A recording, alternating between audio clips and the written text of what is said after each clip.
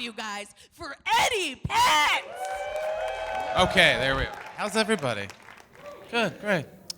Great, lovely people. Couples? No. 20 years, just celebrate 20 years of being married. 20. Yeah. No, don't. Just time served. It's weird you've been together for so long. You may hear been together for a long time? How long? 43. Fuck. Wow. With him? Wow. 20. I'm halfway there. It's weird when you're together for so long, you fight about different things than you did when you were younger because you've accepted the major flaws in both parties. Or you wouldn't be together for that long. Like my wife has accepted I'm a grown man-child that it collects action figures, and this is as good as it's ever going to get. And I've accepted she's an erotic control freak that's not very happy no matter what I do. We've accepted the major flaws. I'll draw a map. This is the argument we had the other day. Okay, here's our house. Here's Costco. Here's my wife's dermatologist appointment. Here's my son's school. We have 2 cars. Normal for man, woman, husband, wife, with a kid, 2 cars. You got stuff to do. You have things to do, people, busy lives, right? This is the day. Prescription at Costco has to be picked up. Wife has a doctor's appointment. Somebody's got the kid at school. My wife goes, how are we going to do this? I'm like, I got it. I'll go to Costco, get the prescription. You go to your dermatologist appointment. Wait 10 minutes. Pick our son up, come home. She goes, yeah, but then we'd have 2 cars out. That's why we have 2 cars. And she goes, well, okay, how about if I go with you to Costco? Then you come with me to my dermatologist appointment. You can wait 45 minutes, and then we'll pick up our son and we'll come home. I'm like, yeah, I could do that. Or not waste my whole goddamn day.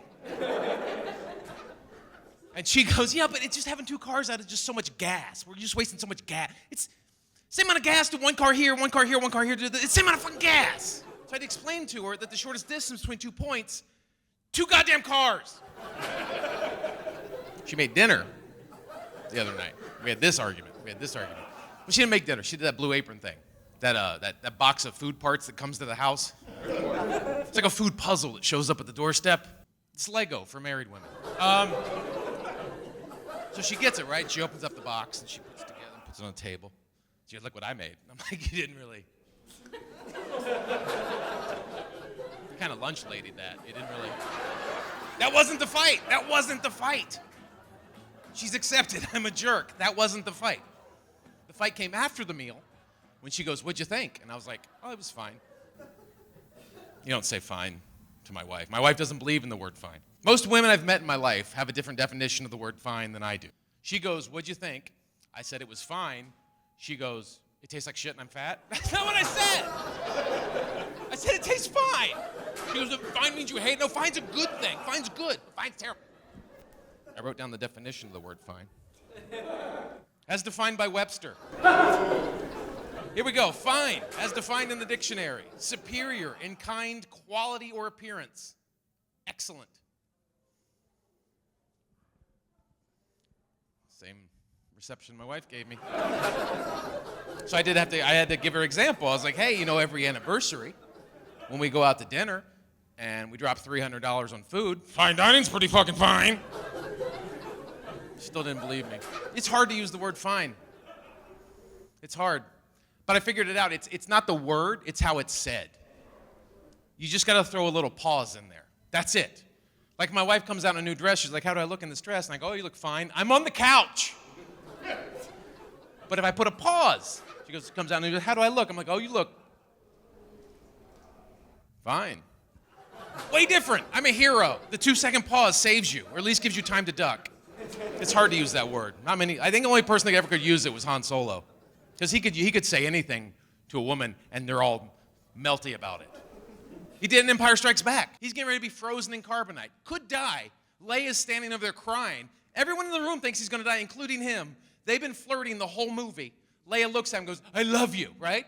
And his last words to the woman he loves, he goes, I know. the balls on Han Solo.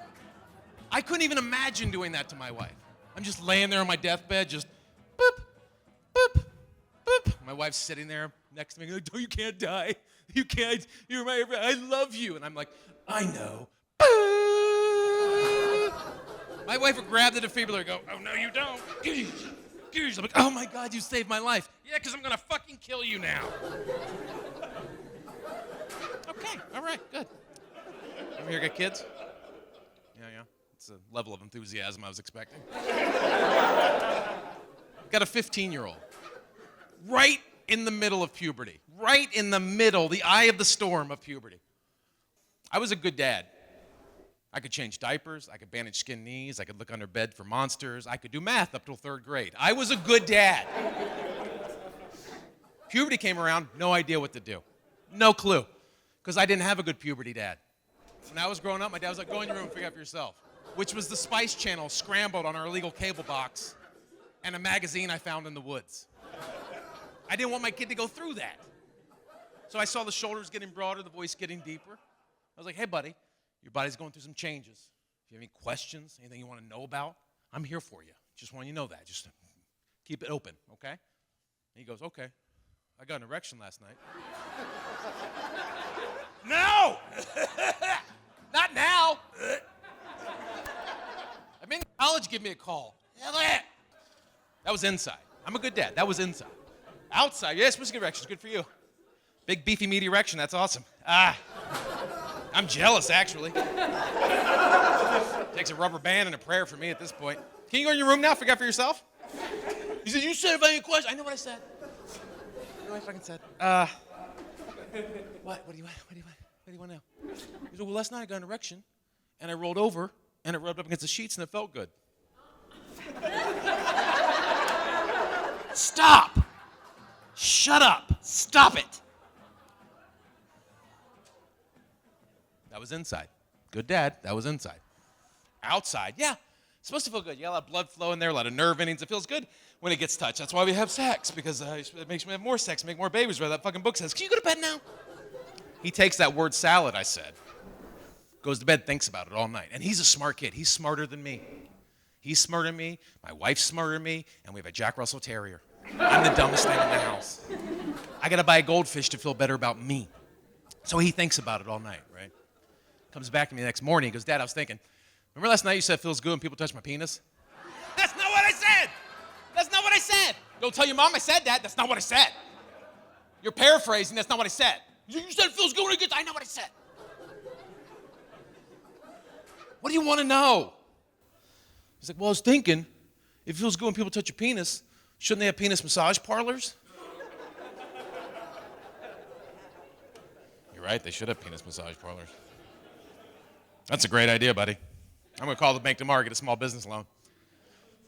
But I have to break the news to them that they do have penis massage parlors.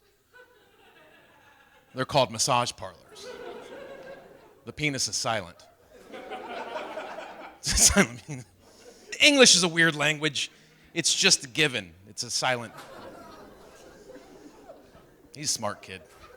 So smart. We were watching The Simpsons. And at the beginning of every episode of The Simpsons, I don't know if you're familiar with The Simpsons, it's been on for 33 years, but at the beginning of every episode, Bart Simpson writes something different on the chalkboard every episode. This one particular episode, he writes, "SpongeBob is not a contraceptive." He pauses it immediately. He's like, "Dad, what does that mean? Why is SpongeBob not a contraceptive? What does that mean?" I'm like, "Fuck your brain." Okay, contraceptive, like men have a contraceptive, it's called a condom, which is a sleeve they put over their erection to stop semen from coming out of the penis, going in the vagina, making a baby. Okay, all right. And I hit play. He paused it, and he goes, "No. Why is SpongeBob not a contraceptive? What does that mean?" I'm like, fuck. Okay, back in like the 80s, women had a contraceptive called a sponge, which was this thing they would stick up inside their vagina, and it would catch semen as it's fired into them like a catcher's mitt. No idea what a sponge is. No idea. But he understands baseball, so he got the analogy. He goes to bed, thinks about that all night. Comes back to me the next morning. He's like, "Dad, I was thinking, what if SpongeBob didn't take place under the sea, but inside a vagina?" That's the greatest fan theory on Spongebob I've ever heard in my life. Of course Spongebob takes place inside a vagina. What's the name of the town they live in? Bikini Bottom. His arch nemesis, the person that hates him most, Squidward. Obviously an old sperm, trying to find an egg, and he just keeps screwing it up. Best friend lives right next door to Patrick the Starfish. Oh!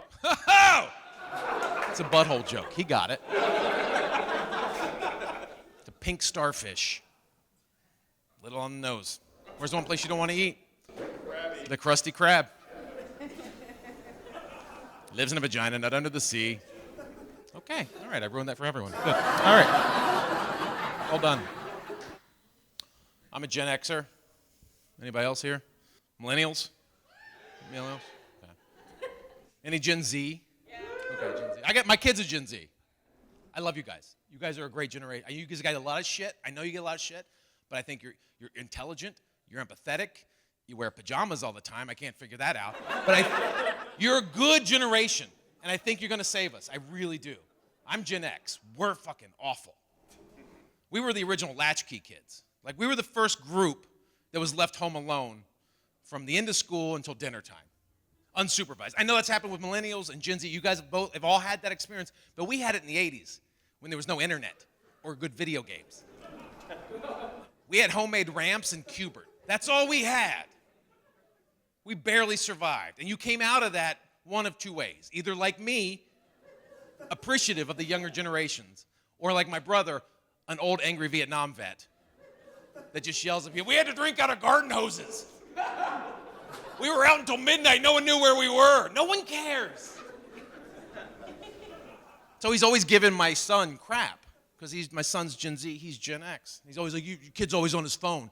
He doesn't know you don't even know what he's watching. When we were growing up, our parents always knew what we were watching. Did they? Did they? I don't remember Dad making us popcorn when we were watching Young Lady Chatterley on Skinamax at 3 a.m. I think you're misremembering childhood a little bit. And he goes, oh yeah, but the music's bad. You got all these cuss words and music. It's not good music. Like that wet-ass pussy song. It's not good. What is that? Like, I remember you playing Two Live Cruise face down, ass up. That's the way we like to fuck. Ad nauseum. I think you're misremembering childhood a little bit, buddy. And then he said this, which pissed me off. He goes, yeah, but we were never bored.